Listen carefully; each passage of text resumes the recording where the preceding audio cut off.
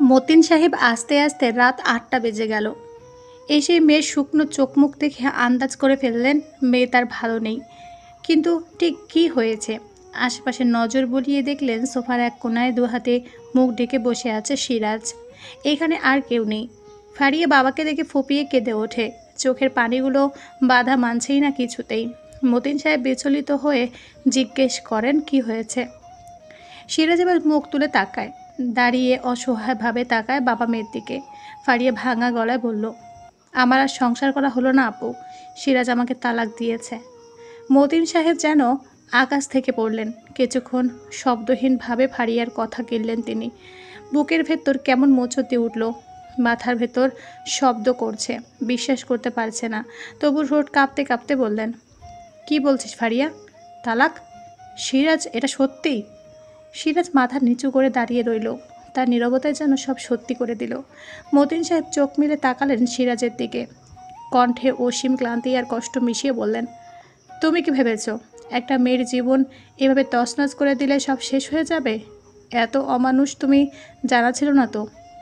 সিরাজ অসহায় দৃষ্টিতে ফারিয়ার দিকে চাইল, তারপর মাথা নিচু করে অস্পষ্ট গলায় বলল, আমি আমি আর পারছিলাম না চাপে থাকতে। অনেকদিন ধরেই আমাদের মধ্যে সমস্যা হচ্ছিল, তাই আজ রাগের মাথায় বলে ফেলেছি। কিন্তু বিশ্বাস করুন। সিরাজ দ্রুত পায়ে এসে মতিন সাহেবের হাত দুটো ধরে আবারও বলল, বিশ্বাস করুন, আমি ইচ্ছাকৃতভাবে বলিনি, মুখ ফসকে বেরিয়ে এসেছে। আমি এই তালাক মানি না। আমি ফারিয়াকে কিছুতেই ছাড়তে চাই না খালু। মতিন সাহেব চোখ বন্ধ করে ফেললেন, বুকের ভিতরে একটা দীর্ঘশ্বাস চেপে ধরলেন। আবার চোখ মেলে ফারিয়ার মরিন মুখশ্রীর দিকে তাকিয়ে বললেন, চল মা, এখানে আর থাকার কিছু নেই। সিরাজের মা এতক্ষণে বেরিয়ে আসেন। এসে বললেন, রাগের মাথায় বলে ফেলেছে। এটাকে নিয়ে এত বাড়াবাড়ি করছেন কেন বুঝতে পারছি না। কাচিয়ে এনে আবার বিয়ে পড়িয়ে দিলেই হবে। সিরাজের মায়ের কথায় মতিন সাহেবের রাগ আরও বেড়ে গেল। কণ্ঠ কঠিন অথচ সংযত সুরে বললেন, ইসলামে তালাকের বিষয়টাকে এত তুচ্ছ করে দেখার অনুমতি কোথাও দেওয়া হয়নি। 3বার তালাক উচ্চারণ করলেই বন্ধন চিরতরে ছিন্ন হয়। সেটা কি আপনি জানেন? সিরাজের মা একটু বিচলিত হলেন, কিন্তু তবুও বললেন, রাগের মাথায় একটা কথা বেরিয়ে গেছে, তার জন্য মেয়ের জীবনটা নষ্ট করে দিতে চাইছেন? মতিন সাহেব এবার গলা শক্ত করে বললেন, আমার মেয়েকে নিয়ে আপনাকে আর ভাবতে হবে না। আমার মেয়ের জীবন আপনি বা আপনার ছেলে খেলা মনে করেছেন নাকি? যখন খুশি বিয়ে, যখন খুশি তালাক। এটা কি মজা? না বোন, আমার মেয়ে আর এই সংসারে ফিরবে না। ওর আত্মসম্মান আছে। ফারিয়া তখন বাবার পাশে নিঃশব্দে দাঁড়িয়ে বাবার শক্ত ভাষায় আশ্রয় খুঁজে পাচ্ছে। চোখের কোণে জমে থাকা অশ্রুগুলো ও যেন কিছুটা শান্ত হলো। সিরাজের মা অসহায় চোখে ছেলের দিকে তাকালেন। সিরাজ এক দৃষ্টিতে মেঝেতে তাকিয়ে আছে। তার মধ্যে কোনো প্রতিবাদ নেই, কোনো অনুশোচনাও যেন মুখ ফুটে বের করতে পারছে না। মতিন সাহেব আরও একটি মুহূর্ত সেখানে দাঁড়াতে রাজি নন। ফারিয়ে হাত শক্ত করে ধরে বেরিয়ে যেতে চাইলে সিরাজ আবার অনুরোধ করে বলল, আমাকে একটা সুযোগ দিন খালু। আমি মসজিদের ইমাম সাহেবকে নিয়ে আসতেছি। উনি যেই ফয়সালা দেবেন আমি মেনে নেব। মতিন সাহেব থমকে দাঁড়ালেন। এক মুহূর্তের জন্য ফারিয়ার দিকে তাকালেন। ফারিয়ার চোখে অস্পষ্ট অনীহা, কষ্ট জর্জরিত সেই চোখ দুটো যেন বলছে আর নয়। তবু অভিভাবক হিসেবে মতিন সাহেব আবেগকে সংবরণ করে দৃঢ় করা বললেন, ঠিক আছে, ইমাম সাহেব আসুক, তার কথাই চূড়ান্ত হবে। কিন্তু মনে রেখো, যাই হোক, আমার মেয়েকে এখানে আর থাকতে দিচ্ছি না। সিরাজ হাঁপাতে হাঁপাতে বেরিয়ে গেল ইমাম সাহেবকে আনতে। বাড়িতে চাপা উত্তেজনা। ফারিয়ে বাবার কাঁধে মাথা রেখে চুপচাপ বসে রইল। তার ভিতরেও ঝড় বয়ে যাচ্ছে।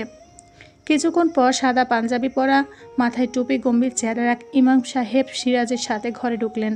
ঘরের ভেতর এক অদ্ভুত নীরবতা নেমে এলো। ফারিয়া সহ মহিলারা বড় করে ঘোমটা টেনে একটু আড়ালে দাঁড়িয়ে রইল। ইমাম সাহেব আসন গ্রহণ করে শান্ত গলায় বললেন, কি বিষয় বলুন। সিরাজ কাপা গলা সব খুলে পড়ল। কীভাবে রাগের মাথায় 3 তালাক উচ্চারণ করেছে এবং এখন তা ফিরিয়ে নিতে চায়। ইমাম সাহেব পুরো বিষয় শুনে কিছুক্ষণ চুপচাপ রইলেন। তারপর গম্ভীর কণ্ঠে বললেন, ইসলামে তালাক খুব সহজ কোনো বিষয় নয়। আবার এটাকে খেলার ছলে নেওয়া ভয়াবহ গুনাহ। যদি 3বার তালাকের শব্দ স্পষ্টভাবে উচ্চারিত হয়ে থাকে, তবে বিবাহ বন্ধন ইতিমধ্যেই শেষ। ঘরে নেমে এলো ভারী নীরবতা। আরও স্পষ্টভাবে বোঝাতে ইমাম সাহেব রেফারেন্স সহ বললেন, ইসলামী শরিয়াহ মতে তালাক হচ্ছে বৈবাহিক সম্পর্ক ছিন্নকারী চূড়ান্ত পদক্ষেপ। দাম্পত্য জীবনের সমস্যা জটিল হয়ে পড়লে এবং সমস্যা নিরসনের আর কোনো উপায় না থাকলে তা থেকে নিষ্কৃতির পথ মাত্র। তাই তালাকের ক্ষেত্রে অত্যন্ত ভেবেচিন্তে পরামর্শের মাধ্যমে সিদ্ধান্ত গ্রহণ করা উচিত। তুচ্ছ ঘটনাকে কেন্দ্র করে তালাক দেওয়া, কথায় কথায় তালাক দেওয়া অন্যায়, তাই এ থেকে বেঁচে থাকা কর্তব্য। আর তালাক যেহেতু অত্যন্ত স্পর্শকাতর একটি বিষয়, তাই কেউ এই ক্ষমতার অপব্যবহার করবে কিংবা ভুল পন্থাটা প্রয়োগ করলে সে একদিকে যেমন গুনাহগার হবে, অন্যদিকে তালাকও কার্যকর হয়ে যাবে। তাই কেউ যদি তার স্ত্রীকে 3 তালাক দিয়ে দেয়, জেনে হোক অথবা না জেনে, রাগের মাথায় হোক অথবা ঠান্ডা মাথায়, তাহলে 3 তালাক কার্যকর হয়ে সংসার বিচ্ছেদ হয়ে যাবে। এরপর থেকে 3 তালাক প্রাপ্তা স্ত্রীর সাথে পরস্পর দেখা সাক্ষাৎ ও মেলামেশা এবং ফোনে যোগাযোগ রাখা সম্পূর্ণ অবৈধ ও হারাম। 3 তালাকের পরও একত্রে বসবাস করা বৈবাহিক সম্পর্ক অটুট রাখা স্পষ্ট ব্যভিচার বলে গণ্য হবে। ফলশ্রুতিতে এই অন্যায় সন্তান জন্মগ্রহণ করলে বাচ্চার বংশ পরিচয় বাবার থেকে প্রমাণিত হবে না, বরং ওই সন্তানকে জারজ সন্তান বলা হয়। আর শরীয়ত নির্ধারণ উত্তরাধিকারী উক্ত জারজ হবে না। যার সন্তানের নিসবত হয় তার মায়ের দিকে, সেই হিসেবে পরিচয়ের ক্ষেত্রে বাবার বদলে শুধু মায়ের নাম ব্যবহার করতে পারবে। জেনে বা না জেনে কেউ এরূপ করলে থাকলে এর করণীয় হচ্ছে দ্রুত আলাদা হয়ে যাওয়া এবং এতদিন অবৈধ সংসার করার কারণে আল্লাহ তাআলার দরবারে উভয়কে খাঁটি মনে তওবা ইস্তেগফার করতে হবে। 3 তালাকপ্রাপ্তা নারীর ইদ্যত। 3 তালাকের পর থেকে উক্ত নারীর ইদ্যত শুরু হয়ে যায়। এরপর ইমাম সাহেব চলে গেলেন। মতিন সাহেব ধীরে ধীরে উঠে দাঁড়ালেন, গম্ভীর মুখে বললেন, আল্লাহর বিধানই আমার সন্তানের জন্য যথেষ্ট। আমার মেয়ে অপমানিত হয়ে আবার এ সংসারে ফিরবে না। চল ফারিয়া। ফারিয়া চোখের পানি মুছে বাবার হাত ধরল। শেষবারের মতো এই বাড়ির দেওয়ালগুলোর দিকে তাকালো। কত স্বপ্ন বোনা ছিল এখানে, অথচ সব ভেঙে গেল এক নিমেষেই। বুক ভরা কষ্ট নিয়েও শক্ত পায়ে এগিয়ে গেল নিজের সম্মান আর নতুন জীবনের পথে। পেছনে পড়ে রইল কিছু অবহেলিত সম্পর্কের ভাঙা টুকরো। ফাঁকা ঘরে একা দাঁড়িয়ে রইল সিরাজ, অনুতাপে ভেঙে পড়া এক মানুষের প্রতিচ্ছবি হয়ে। চারদিকে জুড়ে নেমে এসেছে শুনশান নীরবতা। রাত গড়াচ্ছে দ্রুত, যেন সময়ও হাঁপিয়ে উঠেছে শোকের ভারে। দুপুর থেকে কেউ মুখে কিছু তোলেনি। খিদের যন্ত্রণায় শরীর কাঁপছে সিরাজের মায়ের, তবু মুখে কিছু বলেননি এতক্ষণ। অবশেষে শক্ত হয়ে উঠে বড় ছেলের বউ রিনার ঘরে গেলেন তিনি। ক্লান্ত গলায় বললেন, শাহিনা বেগম, বউ, রান্নাটা বসিয়ে দাও। সবাই দুপুর থেকে না খেয়ে আছি, আমারও শরীরটা ভালো লাগছে না। রিনা তখন ঠোঁট পাকিয়ে উঁচু গলায় বলল, এতদিন তো ফাড়িয়ে সব কিছু কেটে ধুয়ে ঠিক করে দিত, আমি শুধু রান্না করতাম। এখন ও যখন নাই, আপনি সব ঠিকঠাক করে দেন, তারপর আমি রান্না করব। এ কথা শুনে শাহিনা বেগম যেন বিষ খেয়ে বসেন, চোখ রাঙিয়ে গর্জে উঠলেন, তুমি আমাকে কাজের হুকুম দিচ্ছ?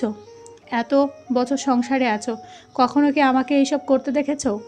রিনা নির্লিপ্ত ভঙ্গিতে জবাব দিল, আপনি এতদিন করেন নাই, তাই বলে কি এখন পারবেন না নাকি?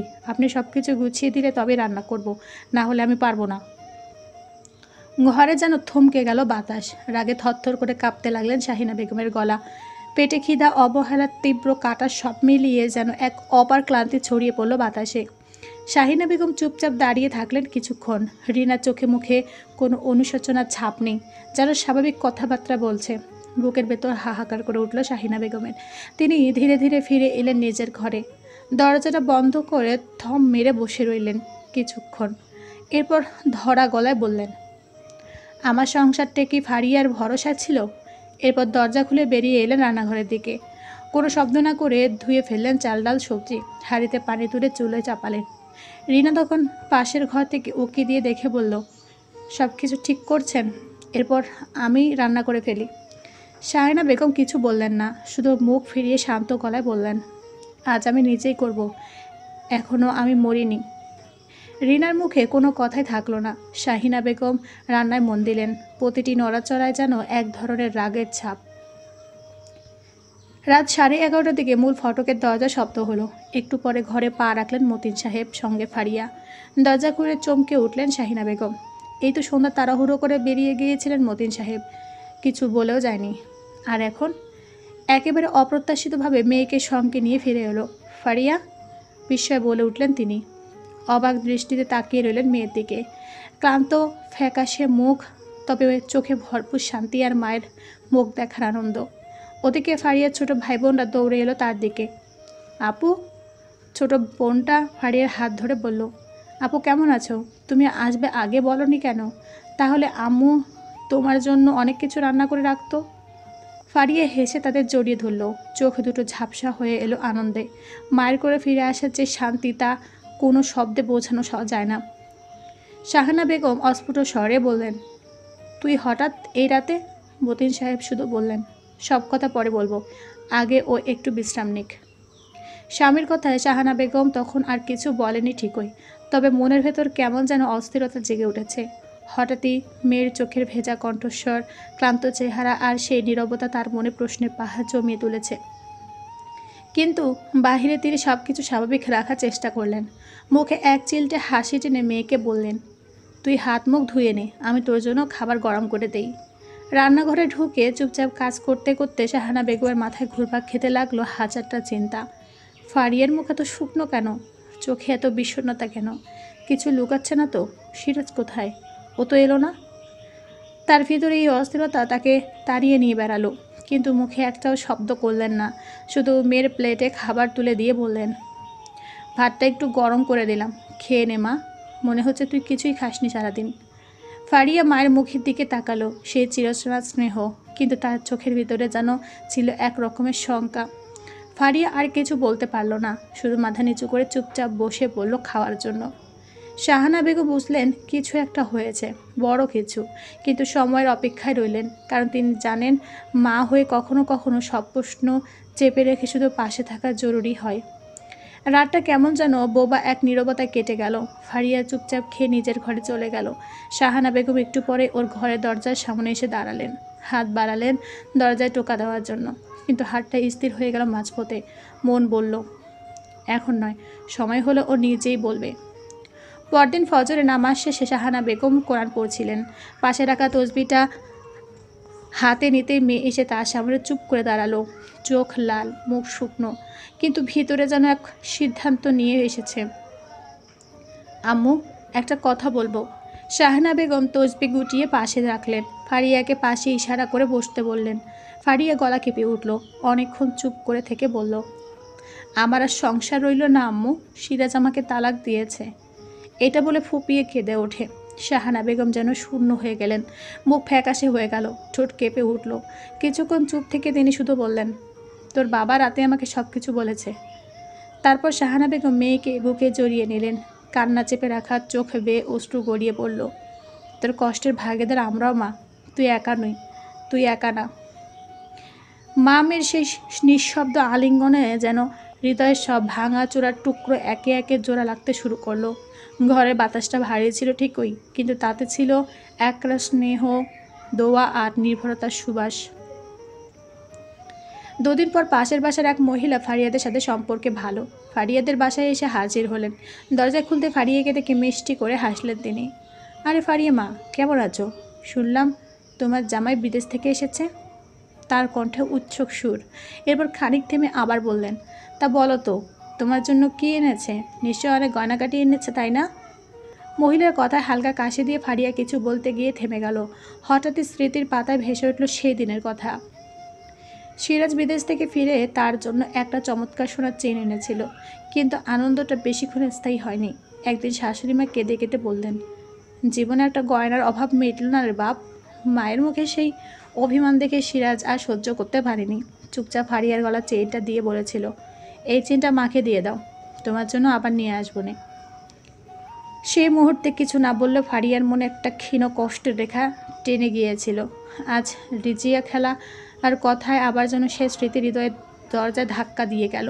কিন্তু নিজেকে শক্ত করে সত্যিটা বলে দেওয়ার সিদ্ধান্ত নিল ফারিয়া, যেন রোজ রোজ এক কথা তাকে শুনতে না হয়। মহিলার কথায় স্মৃতির দরজা খুললেও আজ ফারিয়া সিদ্ধান্ত নিয়েছে সে আর আগের মতো চুপ থাকবে না। আশেপাশের মানুষের বারবার এক প্রশ্ন, এক কৌতূহল যেন তার ব্যক্তিগত কষ্টকে খেলনা বানিয়ে না ফেলে। তাই ফারিয়া নিজেকে শক্ত করে সত্যিটা বলে দেবে সোজা স্পষ্ট। ভদ্রমহিলা তখনও উৎসুক চোখে তাকিয়ে আছেন, উত্তর শোনার জন্য যেন মুখিয়ে। একটা দীর্ঘশ্বাস ফেলল ফারিয়া। গলায় ভার জমে থাকা কষ্টটা ঠেলে সে বলল, আন্টি, আমাদের বিচ্ছেদ হয়ে গেছে, তাই স্বামী বা শ্বশুরবাড়ি নিয়ে কথা না বললে আমি বেশি খুশি হব। এক মুহূর্তে যেন নিস্তব্ধতা নেমে এলো। রিজিয়া খালা যেন আকাশ থেকে পড়লেন। মুখটা হঠাৎ ফ্যাকাশে হয়ে গেল তার। কথায় তার জায়গায় নীরবতা। ফারিয়া আর কিছু বলল না। মাথা নিচু করে চুপচাপ নিজের রুমে চলে গেল। সে নীরবতা বলার চেয়ে অনেক বেশি কিছু বলে গেল। দরজার পাশে দাঁড়িয়েছিল ফারিয়ার ছোট বোন নুরাইন। নুরাইন আগামীতে এসএসসি দিবে। ভিতরে কথোপকথনটা তার কানে গিয়েছিল পুরোপুরি। পাশের বাসার আন্টির প্রশ্ন, ফারিয়ার দীর্ঘশ্বাস, আর তারপর সে কঠিন সত্য। সব কিছু শুনে নুরাইন হতভম্ব হয়ে দাঁড়িয়ে রইল, যেন বিশ্বাস করতে পারছে না তার আপুর সাথে এরকম হয়েছে। সেই হাসি খুশি প্রাণবন্ত, সব সময় মজায় হাসিতে ভরা আপুটার কি স্বাভাবিক হতে পারবে? গতকাল থেকে ফারিয়ার আচরণে কিছু একটা অস্বাভাবিক লেগেছিল তার। কথা কম, হাসি কম, চোখে একটা চাপা বিষণ্ণতা। এতক্ষণে সব কিছুর মানে বুঝে গেল নুরাইন। বাবা মা তাদের কিছুই বলেনি, কোনো কিছু আঁচ করতে দেয়নি ছোটদের। সে চুপচাপ দাঁড়িয়ে থাকে। মনে মনে সিরাজের চেহারা ভেসে ওঠে। মানুষটা তো তাদের আপন খালাতো ভাই, তবে কিভাবে পারলো এমনটা করতে? আর খালামণি, সেও মেনে নিল। নুরাইন আপুর বিয়ের সময় দেখেছে তার আপু কত খুশি ছিল এই বিয়েতে। সব কিছু এভাবে শেষ হয়ে গেল। নুরাইন আর কিছু ভাবতে পারছে না, শুধু এক টুকরো কষ্ট জমে রইল দু চোখে। বিচ্ছেদের পর প্রথম কিছুদিন ফারিয়া যেন দম বন্ধ করে বেঁচেছিল। চারপাশের লোকজনদের কথা, প্রশ্ন, দৃষ্টির চাপ সব মিলিয়ে সে ভেঙে পড়েছিল। কিন্তু একদিন আয়নায় নিজের চোখে তাকিয়ে সে বুঝতে পারল ওর ভেতরে এখন অনেক শক্তি আছে। সে নিজেকে বলল, আমি কোনো দোষাদোষী নই। আমি যেমন, আমি তেমন করে সম্মানের যোগ্য। নিজেকে সম্মান করা, নিজের অনুভূতিকে গুরুত্ব দেওয়া শিখে যায় ফারিয়া। এখন আর কারো কথা গায়ে মাখে না।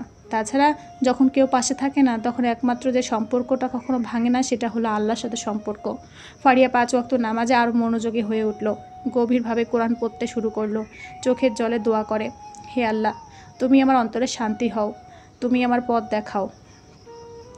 এই আত্মিক শক্তি ধীরে ধীরে তাকে ভেতর থেকে গড়ে তুলতে সাহায্য করে। এবার ফারিয়া আর কারো চোখে নিজের মূল্য খোঁজে না। সে নিজেই নিজের জীবনের চালক হতে চায়। সে খুঁজে বের করলো সে কী করতে ভালোবাসে, কোথায় তার আগ্রহ, কী করলে তার দিনটা সুন্দর হয়। হয়তো সে বই পড়ে, গল্প লেখে, কিন্তু ছোট্ট একটা হ্যান্ডক্রাফটেরও পেজ খুলে ফেলে অনলাইনে। নিজের মতো করে বাঁচার আনন্দই তাকে দিন দিন হাসতে শেখায়। ছোট বোন নুরাইন, তার চোখে ফারিয়া একজন আদর্শ। তাই ফারিয়া সিদ্ধান্ত নিল সে মন মরা হয়ে থাকলে নুরাইনও কষ্ট পাবে। সে আবার বোনের সঙ্গে গল্প করতে শুরু করলো। হাসি মুখে পাশে বসে খেতে লাগলো। মাঝে মধ্যে একসাথে দোয়া পড়ে। একটা শক্ত বোন যেন আরেকটা ছোট মেয়ের আশ্রয় হয়ে উঠল। সব কিছুর পর নিজেকে নতুনভাবে গড়ে তোলা দৃঢ় সিদ্ধান্ত নেয় ফারিয়া। এবার আর কেবল মনটাকে নয়, নিজেকে গড়ে তুলবে মানসিকভাবে, আর্থিকভাবে। নিজের পায়ে দাঁড়ানোর জন্য দরকার প্রথমে শিক্ষা। তাই সে ঠিক করলো আবার পড়াশোনা শুরু করবে। এইচএসসি পরীক্ষার পরে তার বিয়ে হয়ে যায় সিরাজের সঙ্গে। তখনও তার স্বপ্ন ছিল উচ্চশিক্ষা গ্রহণ করে নিজের জন্য কিছু একটা করবে, কিন্তু সেই স্বপ্নে ছাই পড়ে যায় খুব অল্প সময়ে। সিরাজের মা স্পষ্ট জানিয়ে দেয় ঘরের বউ পড়াশোনা করবে না, আর সিরাজও চুপ থাকলো। সে নিজে থেকেও কোনো উৎসাহ দেখায়নি ফারিয়াকে পড়াশোনা চালিয়ে যেতে। ফারিয়া তখন বাধ্য হয়ে বইপত্র ছেড়ে দেয়, নিজের ইচ্ছাগুলোকে চুপ করিয়ে সংসারের গণ্ডির মধ্যে নিজেকে আটকে ফেলে। কিন্তু আজ আর না। এইবার সে নিজের স্বপ্নগুলোকে মরতে দেবে না।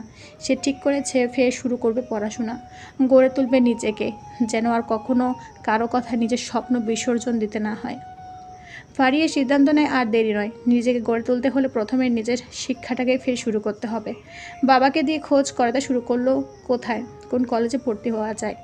শুরুটা সহজ ছিল না, অনেক প্রশ্ন, অনেক বাধা। কেউ বলল 2 বছর পিছিয়ে পড়ে এখন কি করতে পারবে, অযথা টাকা নষ্ট হবে বাপের। কেউ হাসলো, কেউ তাচ্ছিল্য করলো।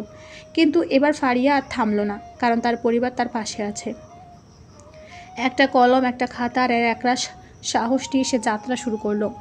বই পাতা ডুবে যেত সারাদিন। বাংলা সাহিত্যের কবিতাগুলো যেন তার পুরো সাথীর মতো ফিরে এলো। রাতের নীরবতায় যখন সবাই ঘুমিয়ে পড়তো, ফারিয়া তখন আলো জ্বেলে পড়ে। কিছু বুঝতে না পারলে ইউটিউব ভিডিও দেখে, গুগল ঘেঁটে নেয়। প্রতিটা শেখার পেছনে তার থাকে একটা প্রেরণা, নিজেকে প্রমাণ করার ইচ্ছা। এই সময়ে তার ভেতরে আত্মবিশ্বাসও ধীরে ধীরে ফিরতে লাগলো। আয়নার সামনে দাঁড়িয়ে সে নিজের চোখে চোখ রেখে হাসতে শিখল। আর ভয় লাগে না, কে কি বলবে তাতে তার কিছু যায় আসে না। সে জানে আল্লাহ তার মেহনত দেখছেন। আর আল্লাহর কাছে সে প্রতিদিন হাত তুলে দোয়া করে, হে আল্লাহ, তুমি আমার জ্ঞান বাড়িয়ে দাও, আমাকে হিদায়েত দাও এবং আমাকে শক্ত রাখো এই পথে। পড়াশোনার ফাঁকে ফারিয়ার ছোট ছোট কাজও খুঁজে নিতে লাগলো, অনলাইনে গল্প লেখা, প্রাইভেট টিউশন। কিছু টাকা জমতে লাগলো হাতে। যতটুকুই হোক সেটা তার নিজের অর্জন, নিজের ঘামের উপার্জন। এই অর্থের প্রতিটি তার আলাদা গর্ব। একদিন নুরাইন বলল, আপু, তোমাকে আগে থেকে অনেক বেশি সুন্দর দেখাচ্ছে এখন। ফারিয়া হেসে বলল, জানি না আমি দেখতে কেমন, কিন্তু এখনও নিজেকে হারিয়ে ফেলিনি, এটাই বড় কথা। এভাবে ফারিয়া নতুন জীবনের পথে হাঁটতে শুরু করলো, শক্ত হাতে কলম ধরে, মনের ভেতর আল্লাহর উপর ভরসা রেখে। সে জানে এখন অনেক পথ পাখি, কিন্তু সে একা নয়, আল্লাহ তার সাথেই আছেন। বছরখানেক পর পড়াশোনা আর নিজেকে গড়ে তোলা ব্যস্ততায় সে আর আগের মতো হাহাকার করে না। চোখে জল ফেললেও সেটা কেবল আল্লাহর দরবারেই।